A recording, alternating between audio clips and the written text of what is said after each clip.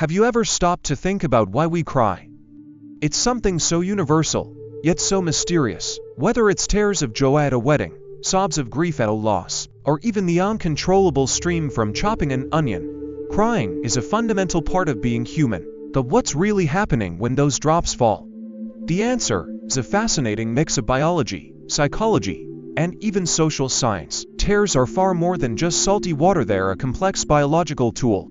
Our eyes produce them constantly, even when we're not crying. Tiny glands called lacrimal glands sit above each eye, releasing a steady flow of fluid that keeps the surface of our eyes moist, clean, and protected from infection. Every time you blink, you're spreading a fresh layer of tears across your cornea, washing away dust and bacteria. Without this constant lubrication, your eyes would dry out, making vision painful and blurry. But not all tears are the same. When a speck of dust lands in your eye, or when you're faced with the sting of onion fumes, your body kicks into defense mode. These are reflex tears, and they flood your eyes to flush out irritants. Onions, for example, release a gas that turns into sulfuric acid when it mixes with the water in your eyes. Your brain detects this irritation and signals your tear glands to produce extra fluid, diluting the acid and washing it away. It's your body's way of protecting one of its most delicate organs. Then there are emotional tears, the ones that come from deep inside. These are uniquely human. Animals may shed tears to keep their eyes moist or in response to pain. But humans are the only creatures known to cry because of feelings. Whether it's sadness, frustration, happiness, or even relief, emotional tears seem to serve a different purpose. Scientists believe they may act as a social signal, silently telling others that we need comfort or help. Before language existed, tears may have been one of the earliest ways humans communicated distress.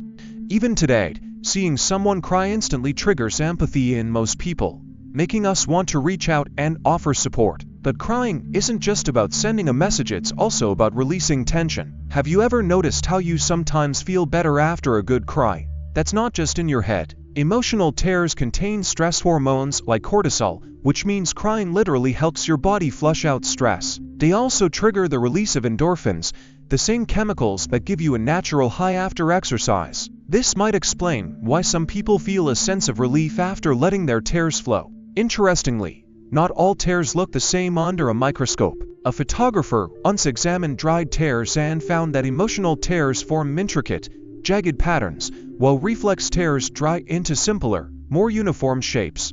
It's as if the weight of our emotions leaves a physical mark in every tear. But why do we cry when we're happy? It seems contradictory, but intense joy can trigger the same physiological response as deep sadness. When emotions overwhelm us, whether positive or negative, our bodies sometimes react by producing tears as a way to release the built-up pressure. Think of it like a pressure valve. When feelings become too much, crying helps bring us back to equilibrium. Babies, of course, are experts at crying. Their wails are biologically designed to be impossible to ignore. Research shows that an infant's cry hits a frequency that triggers an immediate response in adults, activating parts of the brain associated with urgency and caregiving. It's nature's way of ensuring that babies who can't yet speak or fend for themselves get the attention they need to survive. Some people cry more easily than others, and that's completely normal. Personality, genetics, and even cultural background play a role. Women tend to cry more frequently than men, partly due to hormones like prolactin, which is linked to tear production. But society also shapes how freely we express emotions. In many cultures, boys are taught from a young age to suppress tears, while girls are often given more permission to cry. These social expectations can influence how comfortable people feel showing vulnerability. Throughout history, tears have held different meanings. In ancient Rome, public crying was seen as a sign of strength and sincerity. A leader's tears could prove their humanity and depth of feeling. In Japan, there's even a practice called ruikatsu, or tear-seeking, where people gather to watch sad films and cry together as a form of emotional release. On the other hand, some societies view crying as a sign of weakness, discouraging open displays of emotion. At the end of the day, tears are one of the most human things about us. They help us see, heal, and connect.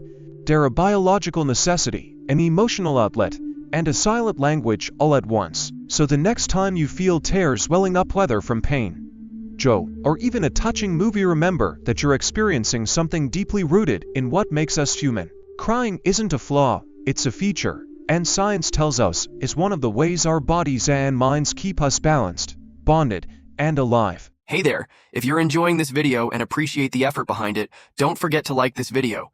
It really helps the channel grow, and if you haven't already, hit that subscribe button and turn on the notifications so you never miss an update. Oh, and one more thing, share this video with your friends. Spread the love and support. Alright, now let's get back to the video. Let me know if you want any tweaks.